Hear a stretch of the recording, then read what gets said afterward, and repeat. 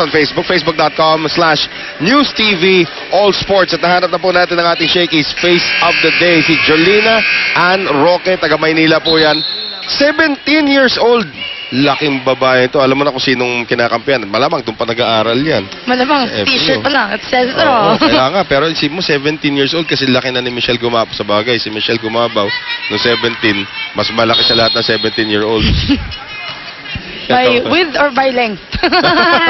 Oy, wala akong sinasabi sa width, ha? And Malabanan able to score off of Labrador.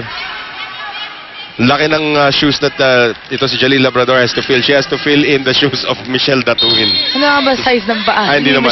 Pero yung pwesto ni Michelle Datuin dyan, na depensa, yung pang quick hit, Dave, wow! Labrador may not be a good attacker, but she's doing very well in defense. Right. And Dave, the former Adamson Lady Falcon, going down the line and scoring. 5 na naman ang abante rito ng Lady Patrollers. Dave.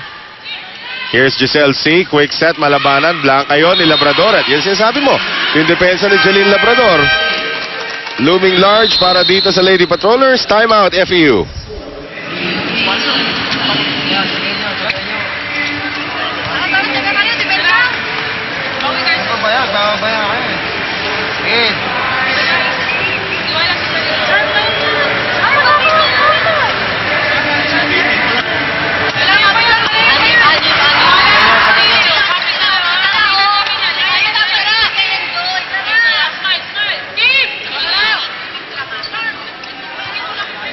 Ang titignan po natin yung huling play.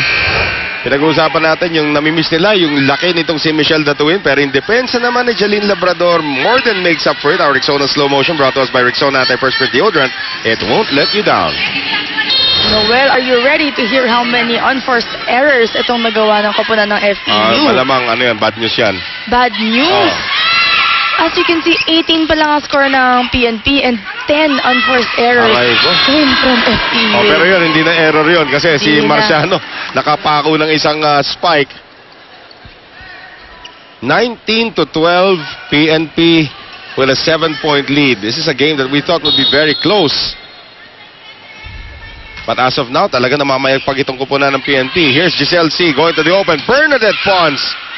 Sang Wang, Concepcion, Marciano na naman!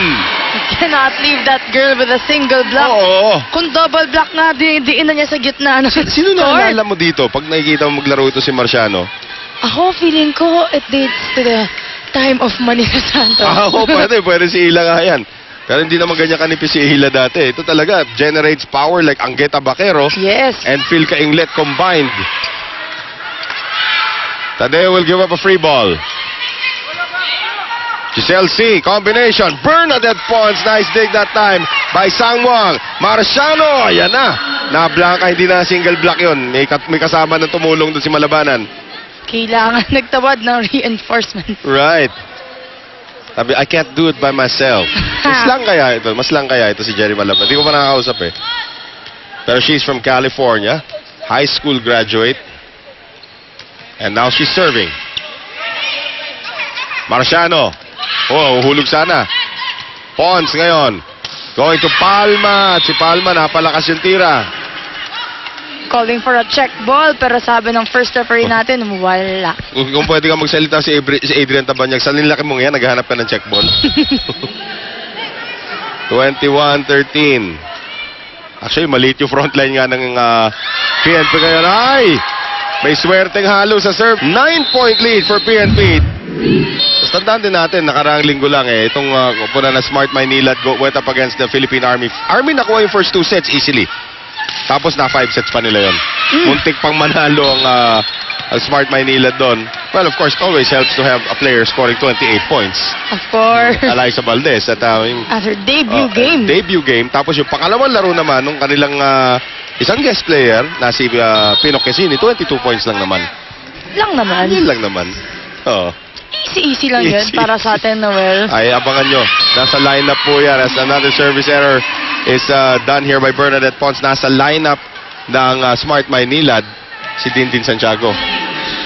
Abangan nyo na lang. 23-14. 2 puntos na lang kailangan ni Marciano and the rest of PNP to snare this second set. Here is Simborio. Concepcion. Maganda Sangmo. panoorin ng teamwork itong PNP na. Right.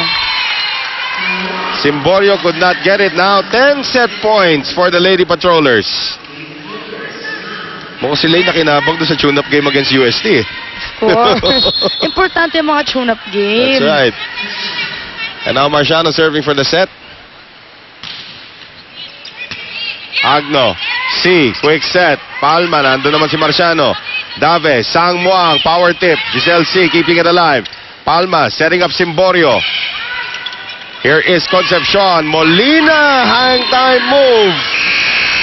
And another easy win para sa Lady Patrollers as they take set number 2, 25-14. Unti-unti na nawawala ng gasolina itong Lady Tamaraws as we take a look at our shake and play. Pachari Sangmuang, sumayaw ng konti bago tumira. No problem. Pagdating sa puntos para sa PNP.